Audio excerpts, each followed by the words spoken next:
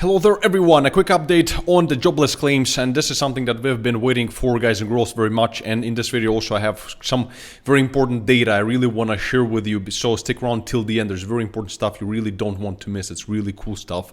And so when it comes to the jobless claims, the results that just came in, I really wanted to do a live stream, but I just didn't manage to do one today. Hopefully next time I'm gonna do one.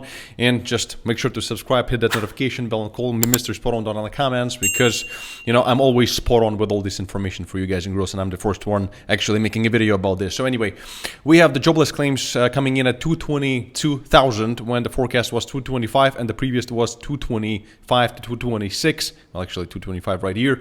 So basically it's better than expected. So the joblessness and unemployment in the United States, it's not getting worse. So this is bad for high risk assets. So what we are seeing right now in the price, we have this very important wedge in. If we're going to go to a bigger time frame, it's not as evident because we're just seeing this kind of a consolidation, potential continuation to the downside. But just hear me out on this smaller time frame. We had this very important big wedge basically from the 4-hour chart right here, and we just somehow were trying to break out of it, and right here as well, not really seeing very much volume. And we also formed an even smaller wedge inside of this wedge basically, which is what you can see right here. And right now and I was also thinking that I actually still have my trade open, the short trade over on BitGet. Now it's a small trade, a 5 Bitcoin trade. And if you want to see all of my trades, go down in the description of this video as well as in the pinned comment. You will see the free access to my VIP Discord channel. So if you want to join us, it's absolutely free for my YouTube community. So go join us right now. You're going to see all of my smallest trades, but all the bigger trades are here on YouTube.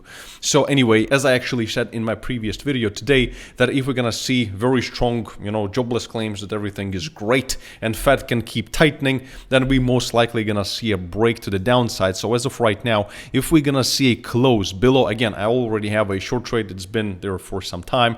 So if you're not in a short trade just yet and you didn't join me on this short trade yet, then what I would be doing if I were you, I would see if the price actually is going to close below this actual wedge with some volume. Then our initial target is going to be at about $16,000, and potentially if we're going to be going lower and breaking down from this one, then, well, obviously, actually, let's do this. I mean, it looks a bit nasty, I know, and I don't really want to be the one doing all this stuff, but, well, what can I do?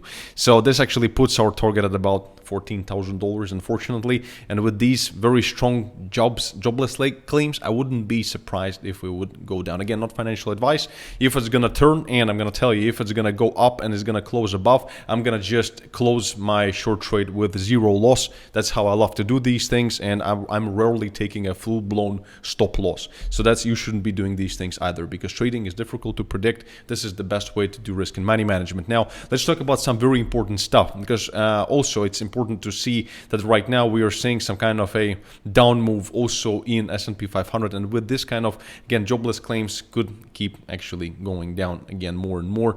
And if we're gonna take a look at the Dixie, actually Dixie also found huge support off of this 106. Damn it, we actually see a huge weakness in the Dixie, but we really want to break this 106, which initially has been very important for us. So very important thing I really wanted to mention before we get into some very important on-chain data, that's going to be here, right? Very cool one, that El Salvador is to start buying 1 Bitcoin every day, says President Bukele. So El Salvador allegedly holds about 2.5 almost thousand Bitcoin at an average buying price of about $43,000. So that's a bit painful, but what can you do? Dollar cost averaging, and this is quite interesting. It's not really going to be contributing to the demand, but nonetheless they are still committed to it, so that's really cool. And this is leading us into the discussion of whether we're seeing, big disappointment in the market with the fall of FTX. So are people actually selling off their Bitcoin? What is going on in general, when it comes to the long-term hodler cohort? And with this, guys, this is more important than anything that I've just mentioned, because are people losing faith in Bitcoin.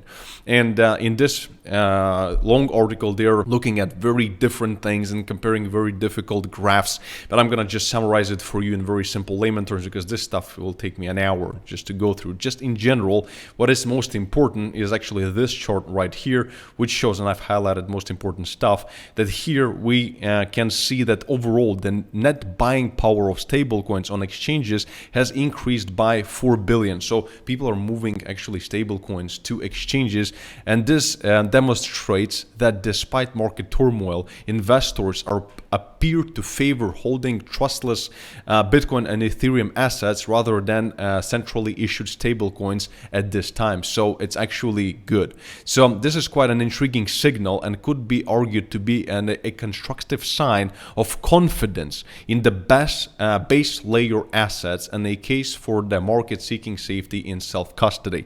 Also, right here, we're gonna see a huge, this is the most important chart, I think, that we're seeing very big swelling in Bitcoin balances. And on-chain wallets, anything from Shrimp, and this is this chart right here, really, we're basically, in simple layman terms, what we were saying right here, we're seeing accumulation. I mean, this is trend accumulation score by cohort, and if it's dark blue, then it's accumulation. If it's red, it's distribution. So we're seeing that whales are actually, they stopped their distribution for the time being. The small fish is actually accumulating like crazy, and some medium-sized whales are actually also accumulating. So this FTX situation has sort of presented an opportunity to buy more. That's why I bought 30 Bitcoin myself. If you haven't seen that video, check it out right here. So right now we're actually not seeing huge distribution, we are seeing huge accumulation. Well, just, you know, very similar to what El Salvador is saying right here. So this level, and this is also very cool, this level of balance inflow is the second largest in history, surpassing the peak of 2017 bull market. Guys, so in terms of the accumulation, this is pretty crazy. And there's some more stuff. When it comes to hodler resolve, this is like a conclusion. If there was a time for hodlers to lose faith in the asset, it's likely now, because we're already so low and Sam Bankman-Fraudster has done all this terrible stuff. So basically, in terms of the long-term hodler supply, it has declined by about 61,000 Bitcoin since November the 6th, which certainly registers as non-trivial event, meaning that it's not really anything out of the ordinary. However, given the scale of balance change detailed above and comparing to historical precedents, it is not yet of a scale to infer widespread loss of conviction. In other words, we are good. The widespread conviction in this asset is not going anywhere, which is really awesome. So, and here, one more thing, there was also another very long article on risk and financial conditions from Econometrics, and really here, it was also very complicated stuff, but from what I think is important here is Bitcoin derivatives. And right now, we're actually seeing a huge number of CME puts versus the call. So basically, people are a lot more short than they're long, and it's like 5-to-2 ratio right now, which is quite crazy.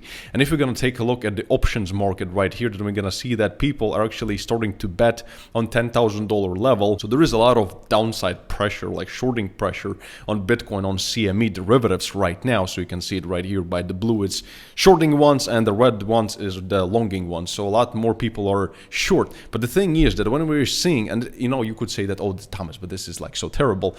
Kinda, yeah, but honestly, at the same time, you know, when we have such a disbalance, oftentimes, you know, short squeezes might come.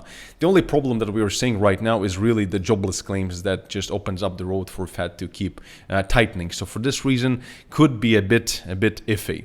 And also, if we're gonna go down lower right here, then we're gonna see that as of Tuesday of last week, the time of the last commitment of traders report, the hedge funds have posted another round of slashing their short positions. So this is interesting because we are seeing an increase in short positions in general, but it's not actually coming from hedge funds. It's coming from, seems like it's coming from retailers. So what I am getting from this whole article.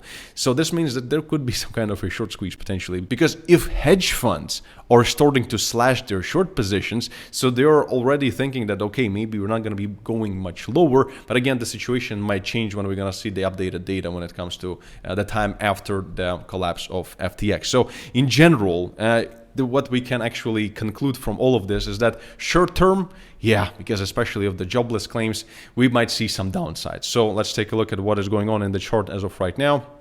Let's open it up. Let's go to 15 minute, and we still haven't broken. So if you're watching this video in time, it's going to be breaking down. You're going to be able to enter together with me into this short trade. And again, if you want to do it over on BitGet, then you can pause the video and take a look. If you use my links down below, you're going to get all these insane bonuses.